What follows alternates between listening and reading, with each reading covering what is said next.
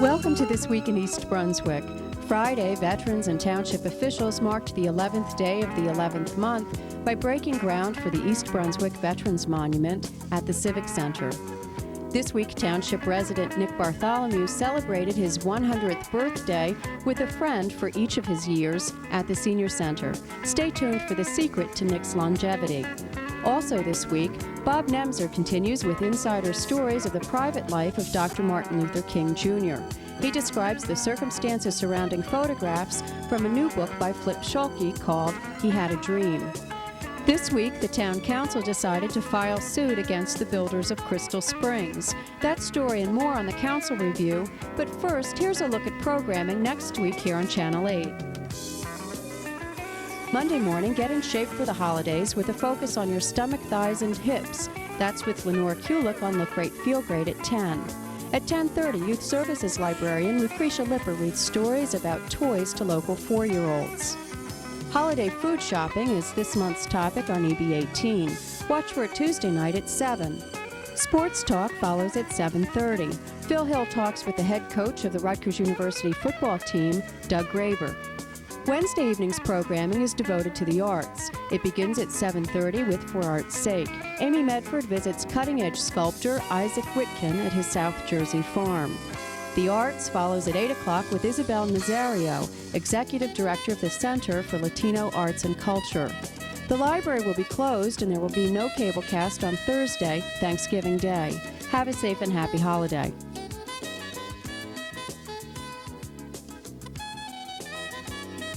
A new book by photojournalist Flip Schulke will be in the stores in December. The book, He Had a Dream, contains photos and anecdotes by Schulke, who was a close and trusted friend of Dr. Martin Luther King Jr. East Brunswick resident and art director of the book, Bob Nemser, talks about the project. This book is the culmination of all of Flip Schulke's involvement with the civil rights movement and Martin Luther King. He was a close friend of Dr. King, and early on in the movement he hit up a relationship with Dr. King in which they both agreed that Schulke would be the chronicler of King's activities in the civil rights movement. And they exchanged private numbers, and he used to call Flip anytime anything was going to happen and tell him this is what's going to be, and be there, and he had special access to any place and anything that King was involved with. Through an assignment from Mr. Johnson of Ebony magazine, I did my first assignment on Dr. King in Miami. He was raising money right after the bus boycott ended for SCLC. At that time, I had been reading some of his writings already, and at the end of the evening I just spoke to him in the church, and he said, come to the minister's house, which I did. And we had all night long we discussed the problem. Now, I'm 1 year younger than he was, and he was about 29 or 30, and I was 28, 29. And I explained to him that he wanted to know why photography was not done too much of the marches. This is the very early days. And I explained that a photographer has to know beforehand. So he gave me his home phone, and I got his.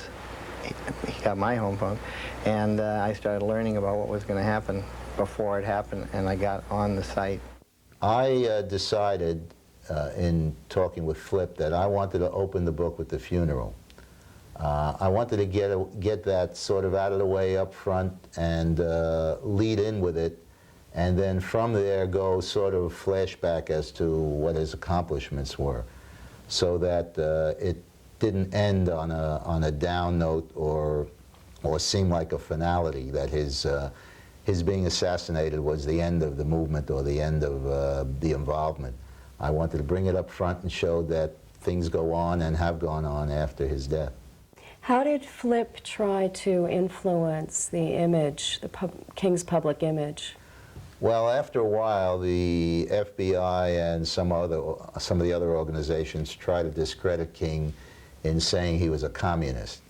So Flip came up with a unique idea in which whenever King was near an American flag or around an American flag, he would position that flag so that King was involved with that American flag in a way that nobody could crop it out or cut it out of the picture when they were scaling or cropping the picture.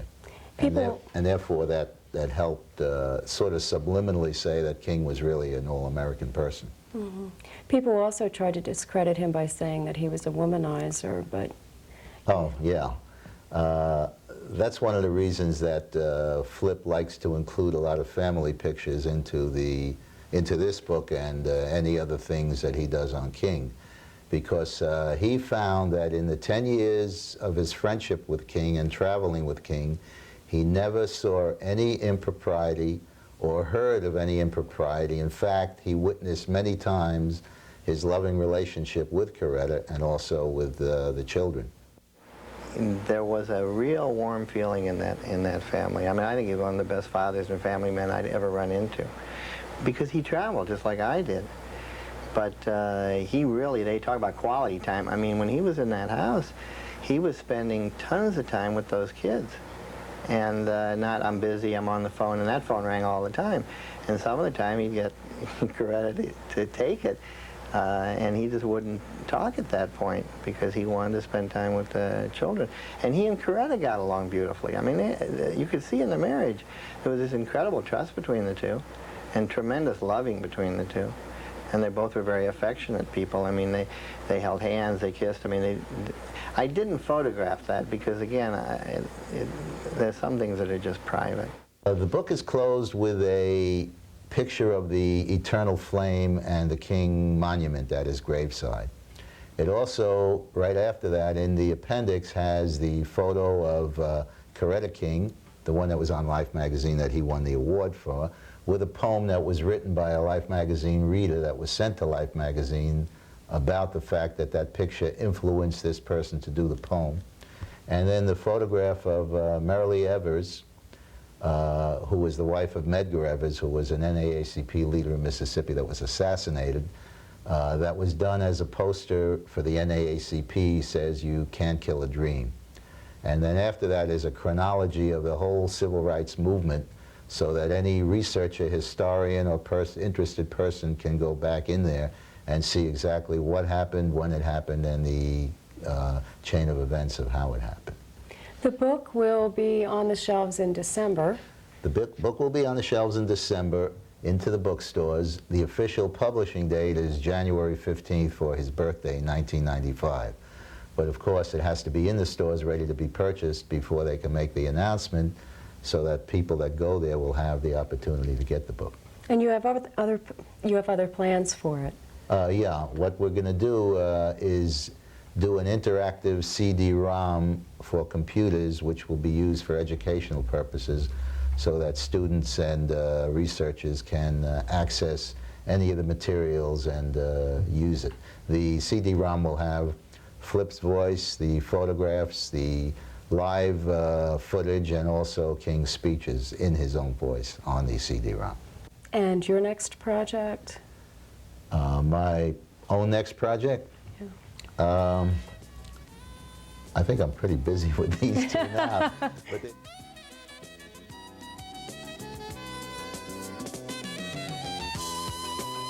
Hi, I'm Tom Delcor, an 11th grader at East Brunswick High School. Whenever my grandfather, who never went to college and worked for 50 years after high school, used to tell me to pay attention and study hard, I listened, but I wasn't sure if he were right. As I grow older, I realize that there is a lot of truth in what he said. Even after high school is over with, I will always be learning new things every day of my life. There are obvious things that I need an education for, such as college and my future occupation. However, most people don't realize that education goes far beyond that. Knowledge is just about the only thing that people can contain an insurmountable amount of. I still learn new things every day and apply them to my life, and I usually don't even realize it.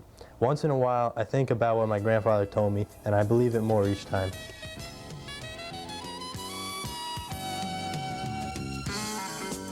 A section of land on the municipal grounds was officially dedicated for the building of a Veterans Memorial this past Veterans Day. The monument will be built by local sculptor Blaise Batko. On hand for the ceremony were local veterans, committee members, and public officials. It is therefore fitting and proper for us to employ this historic date to dedicate this plot of land where the East Brunswick Veterans Monument will stand. For this moment will be East Brunswick's tribute to the men and women who served our country in the armed forces. More than a year ago, in June of 1993, a committee was formed to revive plans to construct an appropriate Veterans Monument for East Brunswick. The committee was comprised of representatives from the various veteran groups in town. AMVETS Post 34, American Merchants Marine Veterans, American Legion Post 177, Jewish War Veterans Post 311, Vietnam Veterans of America, and VFW Post 133. The assignment was to build a monument to honor all veterans who served in the military forces both during peacetime and wartime. My father's funeral was on the 50th anniversary of D-Day this past June. I only wish he could stand next to me today to share this moment. My father's passion was his patriotism. He instilled in his love of America in me. My desire to serve in local government comes from his continual quest to improve and defend our great country. I think it's just a sad commentary on our times that a monument as beautiful as this is considered extravagant by taxpayers. If we as citizens can't afford to show our appreciation to the people who risked their lives to preserve our society, then our society is getting entirely too selfish and too shallow. World War I veterans, there was millions of them. There's only 25,000 alive today. They're dying at the rate of 20 a day. If there was no memorials, no monuments, who would remember them? What greater thing can a soldier do but lay down his life for his country? We're all proud to be here today to play a small part in showing honor and appreciation to those who served their country and dedicated their lives to protecting not just their homes and their families, but an ideal of freedom for all. They deserve not only this monument, but to be in our hearts and our thoughts for all they have done. Thank you. I'm delighted, excited that the council people, that the veteran groups, and we hope the residents go behind this project and support us and have this monument completed. We are very proud this day, and let's hope the future days will be the same as today, and maybe collect a lot of money for this project. Very happy. And how about you? Well, it's been a long time coming. A few years ago, some property was donated from the Museum Corporation to the veterans just for a project like this. Unfortunately, that site proved to be too small. And we were searching around for a better location. We finally decided it would be somewhere on this site. And as I said before, it's a long time coming. We finally got somebody local who could do the work as far as the monument is concerned. A local sculptor, very talented, and we're very excited about it. And this day is very significant because it means that from this moment on, we know there won't be any turning back. Tell me about this specific project. What plans do you have for it? Oh, the plans are already set. I have the material ordered. Next week I start into the templates. I'll be building a plywood monument life-size, identical to the granite piece, and then I'll have the plan go right into the granite, and I'll know where to make my cuts exactly, because if you mess up on the cuts, you got big problems in this business. Right. You only have one chance, right? One shot at it, and that's it. Okay, and when do you think you're going to actually get started working with the granite? Well, the granite should be coming in about 2.5 months. That's about the approximate ship date I have on that material. Okay, and do you think you're going to be done by Memorial Day '95? Have to be. There'd be too many veterans that are going to kill me, and I know the mayor wouldn't be happy either. How does it make you feel to be working on a project that's so important to this town? Very proud. My father is a veteran. It really hits home, and I feel very fortunate not to have been a veteran with the sacrifice that they made. It's tremendous, and a lot of the benefits that I get out of this country are because of the sacrifices that they made, so it's very special.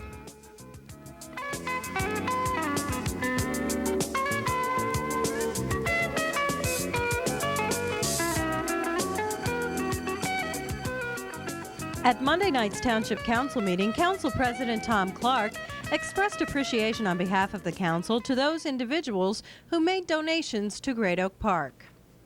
Whereas High Merson of 265 Ruse Lane in the Township of East Brunswick, in an effort to provide a lasting benefit to the community in memory of Megan Kanker, has continued to obtain donations for playground equipment to be located at the Great Oak Park and to be dedicated in memory of Megan Kanker, a 7-year-old who lost her life as a result of his senseless slaying. And whereas Joseph and Sherry Pasalacqua of Flip Over Gymnastics donated $500, Superior Officers Association number 98 donated $1,000, Hilburn, Finkelstein, Hilburn, Alfonso, Goldstein, and Pate donated $500, Mazur Sozinski Associates Incorporated donated $500, Summerhill Plaza donated $250, Dr. Frederick Ayeza donated $100, Lawrence B. Sachs donated $250, Midstate High donated $1,000, and Kenneth and Cybele Manzer donated $500 for the playground equipment. Whereas the East Brunswick Township Council wishes to express its appreciation on behalf of a fortunate and grateful community. Now therefore be resolved by the East Brunswick Township Council that hereby expresses its thanks to Joseph and Sherry Pasalacqua, Superior Officers Association number 98, Hilburn, Finkelstein, Hilburn, Alfonso, and Goldstein, and Pate, Mazur Sozinski Associates Incorporated, Summerhill Plaza, Dr. Frederick Ayeza, Lawrence B. Sachs, Midstate High, and Kenneth and Cybele Manzer, for their generosity and community service with regard to donations for playground equipment to be dedicated in memory of Megan Kanker. Tom Clark also presented a resolution to the East Brunswick Coalition for Persons with Disabilities. Whereas President George Bush on July 26, 1990, signed the landmark Americans with Disability Act, ADA, the most significant legislation since the Civil Rights Act of 1994. And whereas this act makes it illegal to discriminate against anyone who has a physical or mental disability and mandates that all public and private entities be accessible to people with disabilities. And whereas the Township of East Brunswick, in order to fully abide by the rules and regulations promulgated by the ADA, has established the Coalitions for Persons with Disabilities of East Brunswick, CFPWD of EB. And whereas through education, cooperation, and enforcement of CFPWD of EB shall enlist the aid of members of all establishments, both private and public, to the end. And whereas the mission of the CFPWD of EB is to assist the East Brunswick municipal government, local merchants, and the general public to enhance and promote the full inclusion of persons with disabilities in all functions, activities, and services, and to provide a forum for networking. Now therefore be it resolved by the Township Council of East Brunswick that the members of the Coalitions for Persons with Disabilities of East Brunswick are hereby commended for their efforts in identifying areas of non-compliance, both public and private, and for their interest and dedication to indicating steps to ensure the necessary corrections. Be it further resolved that this resolution shall be spread upon the minutes of the Township Council of East Brunswick, and a copy shall be formally presented to the Coalitions for Persons with Disabilities of East Brunswick this 14th day of November, 1990. In other council news, Business Administrator Ray Stone gave an update on several road improvement projects currently in the works. Stage Road, as you know, is undergoing some reconstruction. So far, the trees and swales have been cleared out, and we expect to see some real progress being made shortly by the contractor. Civic Center driving riders lane light, I mentioned in my last report to you that we're hoping to have the county engineer go to the freeholder board for approval to go out to bids, and the freeholder board canceled its meeting last week, so we will have to wait yet another week for them to get that approval. Obviously, we're running short of time this year. I want to tell you that the Planning and Engineering Department is supervising some reconstruction of Edgeboro Road in the vicinity of Old Bridge Turnpike. We've had some substantial damage in the past winter there, and we hope to take care of that problem. Following up on Mr. Stone's comments on Old Stage Road, we had made offers to the various homeowners. There were 20 offers, and then we filed our papers, deposited money in court. Just within the past 2 weeks since the physical work has started on the ground, 3 more people accepted our appraisals, indicating again that our appraisals were right on the money. They didn't even ask for a penny more. They just didn't realize that they could have accepted it when we wrote to them and told them how to do it. So we're moving right along. We only have about 4 out of 20 left that have not accepted. In the public portion of the council meeting, Councilman-elect Bill Neary addressed the council and thanked his Democratic running mates for their support in this year's election. I promise that I'll do my best to represent them with honesty, courtesy, and openness. I will work very hard on their behalf. I also wish to show my deep appreciation to 2 of my newest friends, Dolly Vasta and Jack Ventura. When we started running for office, I think we were surprised to learn that running was the operative word. We ran from meeting to meeting, debate to debate, and house to house. We talked, we planned, we researched, and we argued, but mostly we laughed. We enjoyed the whole experience. I also want to congratulate Tom Clark and Dave Zarnowski for the re-elections. I wish you gentlemen much success. I'm sure we all share the same goals and aspirations for East Brunswick. We want to maintain services, we want to keep the taxes as low as possible, and we want to contribute to our excellent quality of life. I'm committed to these goals, and I hope that we can work together in reaching these goals with little regard to party politics and divisive demagoguery. Thank you very much. And I'd like to extend a branch of cooperation to you and look forward to working with you over the next 4 years, because I know we both want to work for what's good for East Brunswick and its residents. And I look forward to cooperating with you, working with you. Welcome. Yeah, and I look forward to working with you, Mr. Neary. I'm sure we do all share the same concerns that we want to make East Brunswick a better place to live, and to work.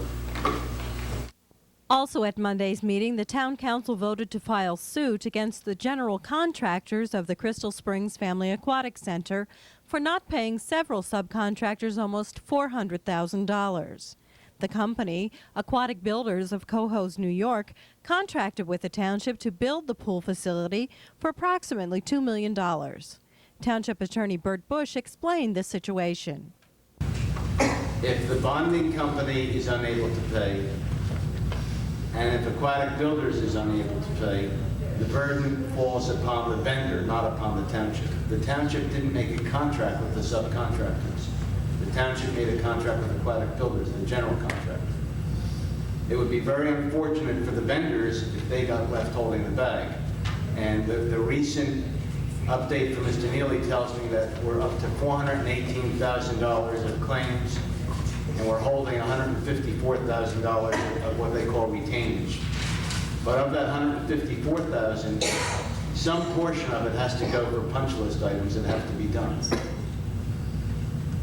Your question is also well taken, because the bonding company, which is supposed to give us a level of security, they're in trouble too.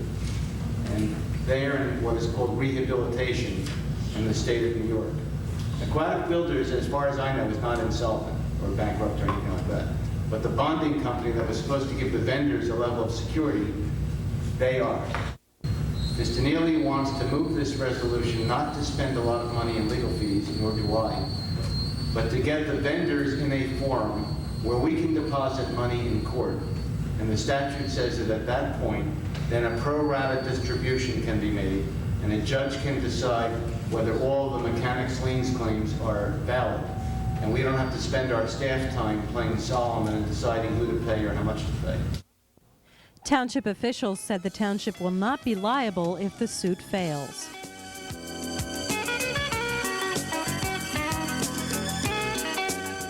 Longtime East Brunswick resident Nicholas Bartholomew celebrated his 100th birthday Wednesday at the Senior Center. The festivities included poetry and music, and of course cake.